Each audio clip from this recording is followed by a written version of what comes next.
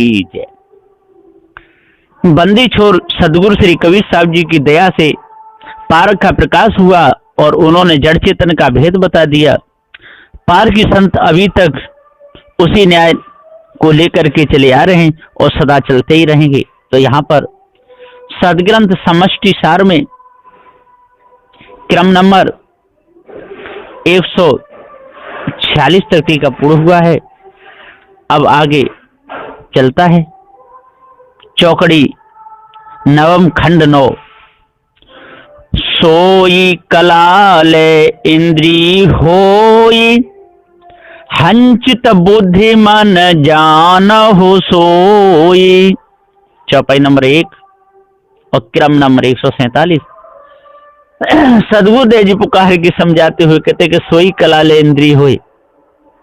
श्री राम रहे साहब जी इस खंड में देहों की सूक्ष्म इंद्रियों की उत्पत्ति का भेद बताते हैं।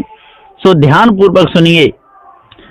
ब्रह्मांड के बाहरी सूक्ष्म कारण रूप 5 तत्व के कार्य रूप देह में जो धनज्य कृकलाद ब्रह्मांड कला की जो 5 वायु हैं, उन्हीं धनज्याद वायु का मिलाप लेकर के यहाँ पर जीव की सत्ता से सूक्ष्म देह की इंद्रियों व अंतःकरण चतुष्टयों का बनाव होके उत्पत्ति होती है।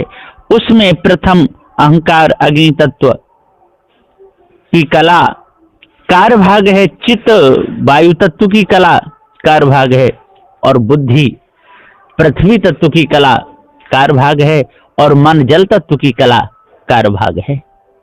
सोई 4 सूक्ष्म इंद्रियां सूक्ष्म देह के 4 तत्वों की कला या कार्य भाग हैं, ऐसा जान लीजिए।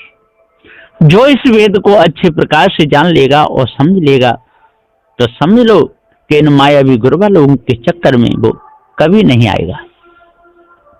वायु आकाश मिले चित्त अनुसंधान, तेज आकाश अहंकार कर तूत जान।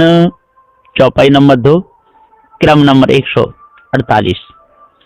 सदगुरु देव जी पुकार के समझाते हुए कहते हैं, व्याख्या करते हुए, तो उसमें से पहले आकाश तत्व रूप धनज्य वायु और पिंड की चंचल वायु, ये दोनों मिलके चित्त की उत्पत्ति हुई। उसका विषय अनुसंधान कहिए, चिंतन करना या किसी इच्छित वस्तु को खोजते रहना होता है। तथा आकाश तत्व का धनज्य वायु और पिंड का अग्नि तत्व, ये दोनों मिलके अहंकार की उत्पत्ति हुई। उसका विषय अहम करतूत व करतूत करना होता है। सो जानिए, जो इस विषय को जान लेता है वो जान लेता है कि ये तो सब जड़ हैं, चेतन तो मैं ही हूँ, मेरी सत्ता के बिना और क्या होने वाला है। जहां भी सत्ता है और जीव फंसता है तो समझ लो अपनी ही सत्ता के द्वारा फंसता है और अपनी निज सत्ता के द्वारा छूटता है। दूसरा कोई इसको फंसाने वाला नहीं है और फंसा भी नहीं सकता है। आकाश नीर ले मन अनुहरे, संकल्प विकल्प जानहु करे। चौपाई नंबर 3 और क्रम नंबर 149। सदगुरुदेव जी पुकार के समझाते हुए यहाँ पर कह रहे हैं कि फिर आकाश तत्व रूप धनज्य वायु और पिंड का जल तत्व, ये दोनों मिलके मन की उत्पत्ति हुई। संकल्प विकल्प करते रहना ही उसका विषय है, ये मन का विषय है, संकल्प विकल्प करना। लेकिन जनैया तो चेतन जीव ही है, बिना चेतन जीव के कौन जानेगा, निर्णय कौन करेगा। इसलिए ये चेतन जीव अजर अमर अखंड नित्य स्वयं स्वरूप है और ये सब शरीर जो भी देखने में आ रहा है, पृथ्वी जलवायु, ये सब जड़ का पसारा है और इस ब्रह्म परमात्मा की यहाँ पर कोई भी कल्पना करना उचित नहीं है। होखे गगन पृथ्वी के संग, निश्चय कर्म बोध के अंग। चौपाई नंबर 4 क्रम नंबर 150। सदगुरुदेव जी पुकार के कहते हैं कि बाहर की समान वायु वह आकाश तत्व रूप ब्रह्मांड की धनज्य वायु तथा बाहर का या पिंड का पृथ्वी तत्व, इन दोनों का संयोग संबंध रूप मिलाप हो करके या संग होने से अंतरंग या अंतःकरण रूप भीतरी अंग में एक भाग में जीव की सत्ता से बुद्धि इंद्रिय बन के उत्पन्न होती है। उस बुद्धि का विषय या कार्य किसी बात को दृढ़ करना या निश्चय करना होता है। ऐसे प्रत्येक सूक्ष्म इंद्रियों के विषय रूप कर्म न्यारे न्यारे जान लीजिए।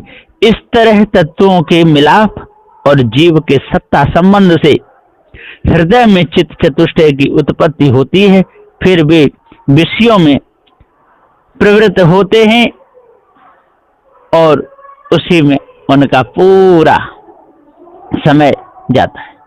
तो सदबुद्ध जी पुकार के समझाते हुए कहते, जब पारक ज्ञान हो जाता है, जड़ चेतन का भेद समझ में आ जाता है, तो फिर तो वो क्यों फंसेगा? फिर तो फंसाने का कोई काम है ही नहीं। सदबुद्ध जी आगे कहते हैं कि धनंजय सो गगन स्वरूप देव दत्त पृथ्वी अनुरूप। चौपाई नंबर 5 और क्रम नंबर 151। सदबुद्ध जी पुकार कहते हैं कि देह में 5 तत्वों के मुख्य स्वरूप में 5 वायु को बात जैसे बतलाई हैं। जो 5 बातें धनंजय वायु सोई आकाश तत्व का स्वरूप है और पृथ्वी के सूक्ष्म स्वरूप में देवदत्त वायु है। यह पृथ्वी तत्व के समान ही गुण रखती है, ऐसा जानना चाहिए। सदबुद्ध जी पुकारी कहते हैं, ना पृथ्वी उस धनंजय वायु को जानती, ना धनंजय वायु उस पृथ्वी को जानती। ये तो शरीर में, और जो देवदत्त वायु है ये भी पृथ्वी को नहीं जानती और पृथ्वी भी देवदत्त वायु को भी नहीं जानती। तो सदबुद्ध जी पुकार के समझाते हुए कहते हैं कि ये सब बेकार की बातें हैं। ये तो जड़ है, पृथ्वी भी जड़ है और देवदत्त वायु भी जड़ है। इसी प्रकार चंचल वायु भी जड़ है और ये धनंजय वायु भी जड़ है और देवदत्त वायु भी जड़ है। इनके कारभाग जितने भी हैं, पृथ्वी जलवायु अग्नि के, ये सब जड़ हैं। जब कारण ही जड़ है तो कार्य चेतन कैसे होगा? नहीं हो सकता है। इसलिए अपने आप को जानना चाहिए और भ्रम को दूर करना चाहिए। वायु किंकिरा कूर्मशो आग नीर अनुरूप बखाने नाग। चौपाई नंबर 6 और क्रम नंबर 152। सदबुद्ध जी यहाँ पर पुकार के समझाते हुए कह रहे हैं कि जो किंकरा वायु मुख्य चंचल वायु तत्व के रूप में है, वैसे ही कूर्म वायु मुख्य अग्नि तत्व के रूप में है और नाग वायु मुख्य जल तत्व के सूक्ष्म स्वरूप में है। यह तत्व ज्ञान समझा के ज्ञानियों ने वर्णन किया है, सो जानिए। बाहर इंद्री कारण प्रतिकूल सूक्ष्म देह आवेशो मूल। चौपाई नंबर 7 और क्रम नंबर 153। सदबुद्ध जी पुकार के समझाते हुए कह रहे हैं कि वहां भीतर की सूक्ष्म इंद्रियां बीज रूप में हैं तथा बाहर की इंद्रियां वृक्ष रूप में हैं। इस कारण बाहर की स्थूल इंद्रियां अंदर की कारण इंद्रियों के विपरीत व प्रतिकूल कार्य करती हैं, परंतु सबों का संबंध तो सूक्ष्म देह में ही आके होता है, अर्थात सबका मूल जड़ सोई सूक्ष्म देह है। अर्थात बाहर इंद्रियां कारण के प्रतिकूल रहती हैं, सो उसका मूल सूक्ष्म देह में आके मिला रहता है। अतएव स्थूल सूक्ष्म इंद्रियों के द्वारा जो कर्म होता है, उसका जड़ाध्यास संस्कार अंतःकरण में ही जमा होके टिका रहता है। उसी अध्यास बस जीव सब बारंबार आवागमन में आते जाते ही पड़े रहते हैं। पारक बोध अप्रोच हुए बिना किसी का वह अध्यास नहीं छूटता है। देवदत्त कर्म अभिमान, धनंजय सो विशेष विज्ञान। चौपाई नंबर 8 और क्रम नंबर 154। सदबुद्धे जी कहते हैं कि देवदत्त वायु कर्म मार्ग में बल देती है।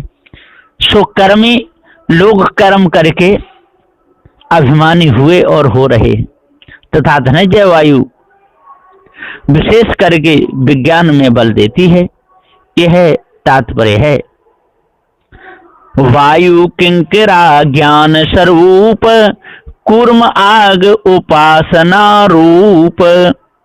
चौपाई नंबर 9 और क्रम नंबर 155। सदगुरुदेव जी हाँ पुकार के समझाते हुए कहते हैं कि हे भाइयों, ज्ञानियों, विद्वानों, 4 वेद 6 शास्त्र 18 पुराणों के ज्ञाताओं, सदगुरुदेव बताते हैं कि किरकिला वायु ज्ञान मार्ग में बल देती है। यही उसका मुख्य स्वरूप है। अग्नि तत्व रूप में कूर्म वायु है, सो उपासना में बल देती है। उसी से ज्योति आदि रूप देखते हुए ध्यान करते हैं, उसी में लगे रहते हैं। सदगुरुदेव यहाँ पुकार के समझाते हुए कहते हैं कि जब तक इस भेद को नहीं जानेंगे तब तक भूले ही रहेंगे। नाग वायु योग बल ठान, तासु पवन श्वास निर्माण। चौपाई नंबर 10 और क्रम नंबर 156। सदगुरुदेव कहते हैं नाग वायु योग मार्ग में बल देती है। ऐसा योगी लोग ठाने या माने हैं। उसी से फिर पवन द्वारा पुनः श्वास वायु की उत्पत्ति हुई, ऐसा माने। पांचों भय प्रत्यक्ष विशेष, श्वासा बीच कला और रेस। चौपाई नंबर 11 और क्रम नंबर 157। सदगुरुदेव जी कहते हैं कि विशेष करके योग साधना करने से प्रत्यक्ष पांचों तत्वों की उत्पत्ति भीतर देखने में आती है और बाहर भी प्रत्यक्ष पांचों तत्वों की उत्पत्ति हुई या होती है, ऐसी कल्पना किए हैं। ज्ञान सर्वोदय साधने वाले योगी लोग श्वास के बीच में ही सब तत्वों की कला और रेखा देखते हैं, तो रंग, चाल, सुख दुख आदि की कला और हाथ पैर आदि के रेखा चिन्ह नाना लक्षण दिखलाई देते हैं, ऐसा गुरुवा लोगों ने माना है। इंगलादिक नाड़ी तीन, झीनी नारी परगट कीन। चौपाई नंबर 12 क्रम नंबर 158। सदगुरुदेव जी पुकार के समझाते हुए यहाँ पर कहते हैं कि योगी लोग श्वास में लक्ष्य लगा के विचार करके इंगला, पिंगला और सुषुम्ना ऐसे 3 नाम की झीनी नाड़ी श्वास वायु में प्रकट किए हैं। नासिका के बाएं, दाहिने और मध्य में चलने वाली वायु को युक्त 3 नाड़ियों के रूप में माने हैं। सो स्थूल भया प्रचंड और 500 प्रगट पिंड। चौपाई नंबर 13 क्रम नंबर 159। सदगुरुदेव कहते हैं कि इस प्रकार से सूक्ष्म देह से स्थूल मोटा भाग प्रचंडता से दृढ़ हुआ, उसी में से फिर और भी पिंड कला की 5 वायु उत्पन्न होके प्रकट हुई हैं। अर्थात ब्रह्मांड की 5 वायुओं के अतिरिक्त पिंड की 5 वायु और भी इसी से प्रकट हुई हैं। ऐसा स्थूल भाग प्रचंड हुआ। प्राण अपान बयान समान और उदान उत्पत पहचान। चौपाई नंबर 14 क्रम नंबर 160। सदगुरुदेव जी कहते हैं कि बयान, समान, प्राण, उदान और अपान, ये ही पिंड की 5 वायु हैं। अब इनकी उत्पत्ति भी कहता हूं, सो विचार करके जान लीजिए। वायु आकाश बयान सो होई, सर्व शरीर व्यापे सोई। सदगुरुदेव जी पुकार कहते हैं, ये चौपाई नंबर 15 और क्रम नंबर 161। ब्रह्मांड की कृकल वायु और पिंड की आकाश तत्व रूप स्थिर पवन व समान वायु, ये दोनों मिलके बयान वायु यहाँ पर शरीर में उत्पन्न हुई है। सोई बयान नाम की वायु पैर के अंगूठे से लेकर के और सिर पर्यंत सर्व शरीर में नस में या नस नाड़ियों में फैलती हुई व्याप रही है। देह भर में इसकी दौड़ होती रहती है।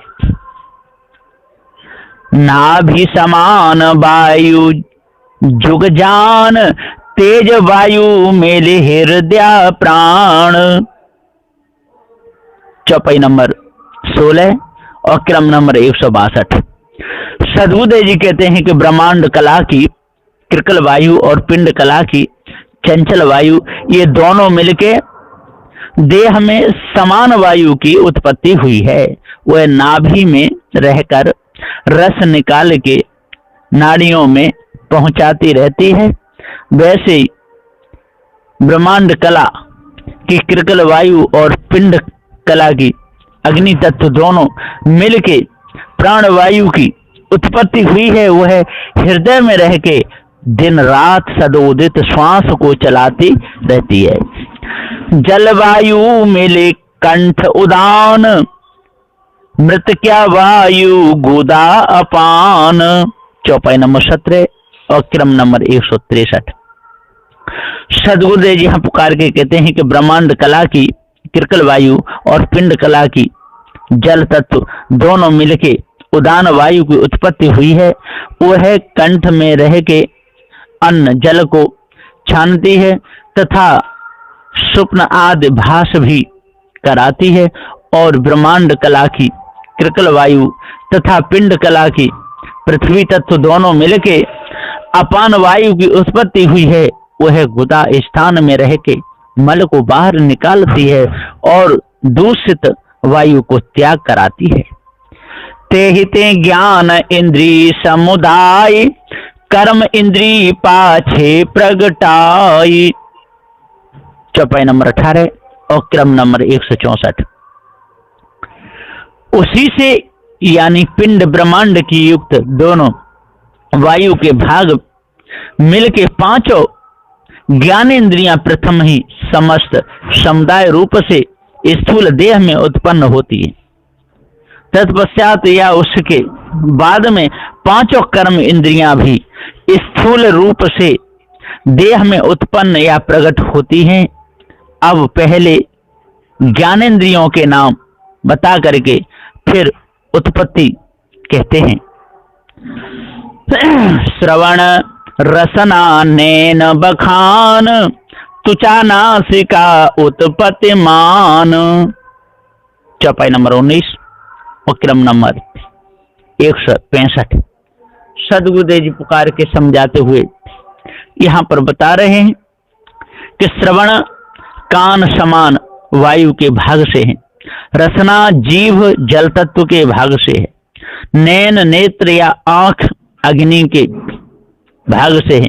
ये तीन ज्ञानेंद्रियों के नाम कहे हैं, बाकी के और भी वर्णन करते हैं। त्वचा चमड़ी चंचल वायु के भाग से है, नासिका नाक पृथ्वी के भाग से है। मुख्य करके तत्वों के मिलाप से युक्त पांचों ज्ञानेंद्रियों की उत्पत्ति हुई है या वे पैदा होते हैं, ऐसा मान लीजिए।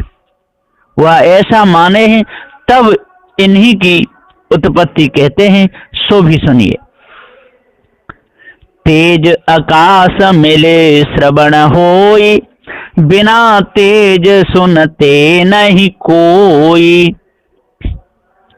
चौपाई नंबर 20 क्रम नंबर 166। सदगुरुदेव जी पुकार के समझाते हुए यहाँ पर कहते हैं कि तेज रूप कूर्म वायु और आकाश रूप बयान वायु, ये दोनों मिलके कान उत्पन्न हुए हैं और तेज की विशेषता हुए बिना कोई भी सुन नहीं सकता है, इसलिए कानों में विशेष तेज का भाग रहता है। वायु तेज त्वचा प्रचंड, इंद्री सो स्पर्श प्रगट पिंड। चौपाई नंबर 21 और क्रम नंबर 167। साहब जी कहते हैं वैसे ही वायु रूप में समान वायु और तेज रूप में कूर्म वायु, ये दोनों मिलके प्रचंडता से त्वचा की उत्पत्ति हुई है। सो त्वचा इंद्रिय पिंड में स्पर्श प्रकट करने वाली है। तेज तेज मिले चक्षु उपाय, तेज नीर रसना प्रगटाई। चौपाई नंबर 22 और क्रम नंबर 168। सदुदेव कहते हैं तेज रूप में कूर्म और पिंड में दूसरे तेज रूप में प्राण, ये दोनों मिलके नेत्र उत्पन्न हुए हैं। तेज रूप में कूर्म और नीर रूप में उदान मिलके रसना प्रकट हुई है। तेज पृथ्वी जुगनासा होई, पांचों पांच विषय रस भोई।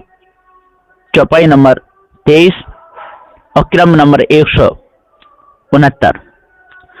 सदगुरुदेव जी पुकार के समझाते हुए कह रहे हैं यहाँ पर कि तेज रूप में कूर्म तथा पृथ्वी में अपान, ये दोनों मिलके दो छिद्र वाली नासिका उत्पन्न हुई है। ऐसे पांचों ज्ञानेंद्रियां उत्पन्न होके पंच विषयों के रस भोगों में जीवों को खींच खींच के भुला देती हैं या भुला रही है। सो सत्संग विचार द्वारा परख के विषयों के अध्यासों को छोड़ना और स्वभाव सुधारना चाहिए। अपनी अपनी विषयों को कारण ग्राही होई, सड़ संपुट ओ त्रिपुटी राम प्रकाशिक सोई। साखी नंबर 15 और क्रम नंबर 170। सदगुरु कहते हैं कि अपनी अपनी विषय को कारण ग्राही हो, सड़ संपुट ओ त्रिपुटी राम प्रकाशिक सोई। शरीर में तत्वों से बनी हुई 5 ज्ञानेंद्रियां हैं। कान शब्द को, त्वचा स्पर्श को, जीव रस को, नेत्र रूप को और नाक गंध को, ऐसे अपने अपने भाग रूप तत्वों की कला या कार्य रूप विषयों को ही एक एक कारण तत्व की ज्ञानेंद्रियां आकर्षण करके ग्राहक या ग्रहण करने वाली हो जाती हैं या ग्रहण हो ही जाता है। अर्थात अपने अपने कार्य विषयों के कारण तत्व और इंद्रियां ग्राहक हो जाती हैं। उनमें स्वभावत ही खिंचाव रहता है। एक में एक मिली हुई इंद्रियों के सट गोलक और छाजनाद छट पशु धर्म सट उर्मी सट शास्त्र आदि सब सट सट कलाओं को और वाणी खानी के 3 देह 3 गुण 3 कोश 3 अवस्था 3 मार्गाद समस्त त्रिपुटियों समेत को जानने मानने सत्ता दे के प्रकाश करने वाले दिखाने वाले सोई सत स्वरूप अविनाशी देहाद में रमा हुआ चेतन जीव नित्य सत्य है और देहाद जड़ है। विवेक से ऐसा जानना चाहिए। जो इस भेद को जान लेता है वो ही भाव बंधनों से छूटता है और जो इस भेद को नहीं जान पाता है वो तो भाव बंधन से तीनों काल में कभी छूट ही नहीं सकता है। इसलिए सदगुरुदेव जी पुकार के समझाते हुए कहते हैं कि हे भाई ज्ञानी विद्वानों, जब तक आप लोग इस भेद को अच्छे प्रकार से नहीं समझोगे, इस भेद को नहीं जानोगे, तब तक आप लोगों के अंदर से भ्रम मिट नहीं सकता है। आगे सदगुरुदेव बताते हैं चौकड़ी 10 खंड 10। ज्ञान इंद्री को यह है विचार, कर्म इंद्री उत्पत्ति निर्वार। चौपाई नंबर 1 है और क्रम नंबर 171। साहब जी कहते हैं, ज्ञानेंद्रियों की उत्पत्ति और उनके पंच विषयों के कार्य ऊपर कहे अनुसार है, सो विचार करके जान लीजिए। अब 5 कर्मेंद्रियों की उत्पत्ति तथा उनके विषय भी निर्णय करके कहता हूं, सो भी सुन लीजिए और सत्य निर्णय को ही ग्रहण करिए। क्षितियो गगन जहां मिल जाई, बाकी इंद्रिय सो तहां दिड़ाई।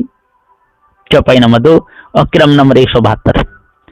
सदबुद्धे जी पुकार के कहते हैं, पृथ्वी तत्व और आकाश की जगह में यहाँ देवदत्त वायु और बयान वायु जहां मिल जाती हैं, तहां वाक कहिए मुख इंद्रिय की उत्पत्ति होती है। सो मुख से बोला जाता है, बोलना ही मुख का विषय है। चित्तवायु दोनों पर संग, इंद्रिय हाथ कर्म के अंग। चौपाई नंबर 3 और क्रम नंबर 173।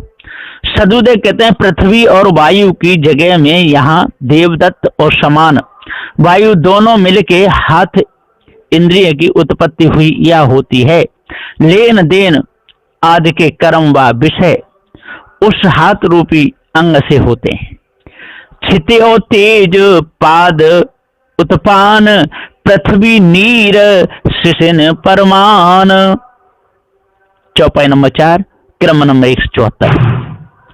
सदुदय कहते हैं कि वैसे ही पृथ्वी और तेज तत्व की जगह में यहाँ देवदत्त वायु और प्राणवायु दोनों मिलके पैर की उत्पत्ति हुई या होती है। गमन क्रिया व विषय पैरों से होता है। फिर पृथ्वी और जल तत्व की जगह में देवदत्त वायु और उदान वायु ये दोनों मिलके लिंग या उपस्थ इंद्रिय की उत्पत्ति हुई व होती है। इससे मूत्र त्याग और मैथुन कर्म का विषय उस लिंग द्वारा होता है। छित गुदा बखाने सोई, पांचों कर्म इंद्रिय हैं जोई।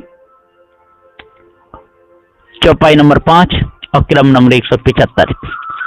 सदुर्दय जी हम पुकार के समझाते हुए और कह रहे हैं कि ब्रह्मांड कला की पृथ्वी तत्व रूप देवदत्त वायु और पिंड कला की पृथ्वी रूप अपान वायु, ये दोनों ही तत्व मिल करके गुदा द्वार की इंद्रिय की उत्पत्ति हुई है।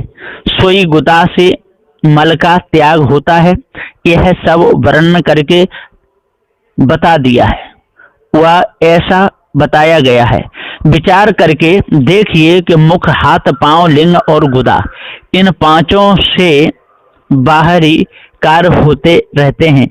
इससे वे कर्मेंद्रियां कहलाती हैं। यह कर्मेंद्रियों की उत्पत्ति का वर्णन है, अर्थात ऊपर नाम जो कहे गए हैं सो पांचों ही शरीर में रही हुई कर्म करने वाली इंद्रियां हैं, ऐसा जानिए। इस भेद को जान करके और भ्रम को अपने अंदर से और निकाल दीजिए।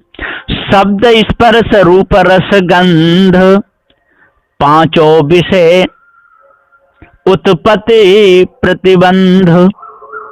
चौपाई नंबर 6 और क्रम नंबर 176।